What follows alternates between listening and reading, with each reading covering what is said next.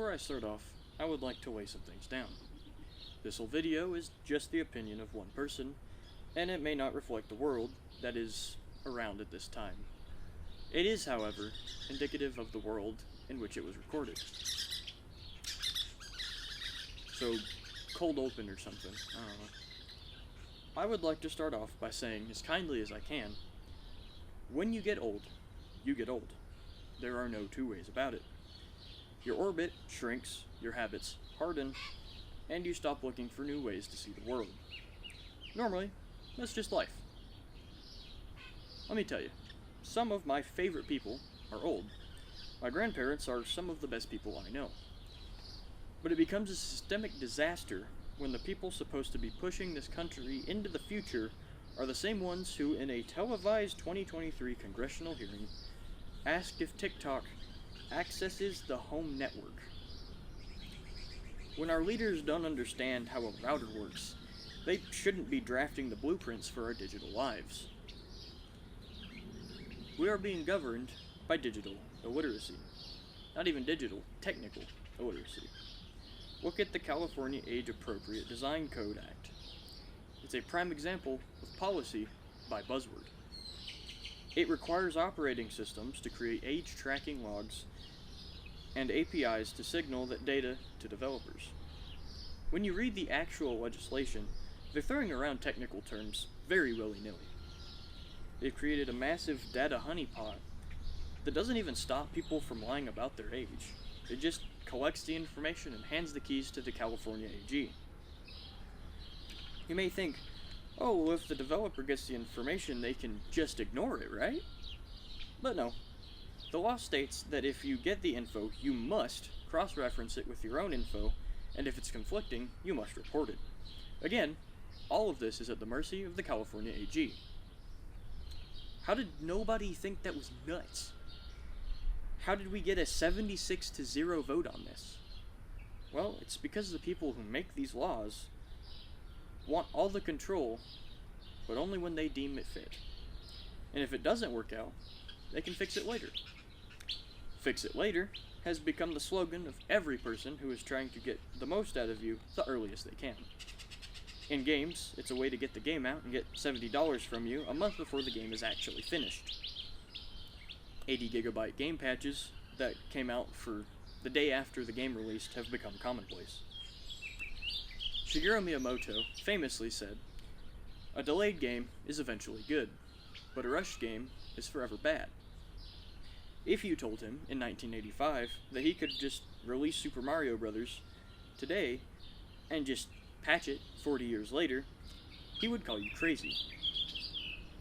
This fix-it-later mentality has leaked out of software and into our lawmaking. We're shipping broken legislation and hoping the future will patch the bugs. I think we need niche people running things. People with actual views and a fundamental understanding of the machines they oversee. We need preventative maintenance. The solution to problems we have not yet had. We need a return to constitutional correctness, and by that I mean, if our ground truth is defined, we can build on top of it. Without it, we're just managing a plane crash. And managing a crash is a lot more expensive than never happening it in the first place. It's like if you survive a wreck and another driver doesn't. Even if you can tell the family why it happened, physically, there's never a good answer to why either of you were going so fast, and why one of you is dead. There's no story that fixes the fact that the system failed and their loved one died in a car crash. I really don't want to sound dramatic with this, but it's true. And we need to wake up. If it's woke to hate Nazis or criticize the government that was built to be criticized, or just asking why things you don't understand work, then be woke. The word used to mean opening your eyes to see what is actually happening, and people today have twisted the word to mean some kind of negative anti-American thing. If it sounds like the very plot of Animal Farm, that is, changing the words and making the chants and phrases the replacement for thinking, you probably are one of the dwindling numbers of people that have actually read that book. Because kids today can't even read it if they wanted to. Same with people understanding Hitler and why he was wrong. PEN America has reported that a record-breaking surge of book bans across the country have been seen. We're seeing Animal Farm pulled from shelves, and people trying to bury Mein Kampf. But history has to be known, or it will happen again right when it really shouldn't. I remember when I was 10, I could read whatever I wanted to. That wasn't that long ago either.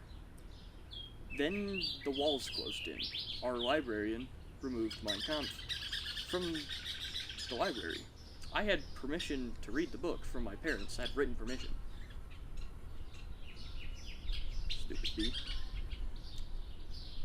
She was later fired for a lot of things like that because she was trying to take away the freedom of children. And there is a legitimate argument to be had, but why did she do that? Why did she think it was her job to do that? I still don't know. But it seems that the reality is that in a supposedly free country, everyone, all the way up to the top, is trying to make you less free. It's like Go Guardian, something I have to live with near daily. It's Go Guardian for an entire population of people. Surveillance software that most people are fine with because they've been trained not to see the lens. I personally came to the realization, somewhat organically, that everything is a vibration. You see it in string theory. In the pendulum theory of society, everything comes back and forth, and even in the Bible. There is nothing new under the sun. It is all the same pattern repeating. The pendulum swings toward control, then back to chaos. There is truly no new occurrence in the grand scheme of things, which is why everything feels so chaotic right now.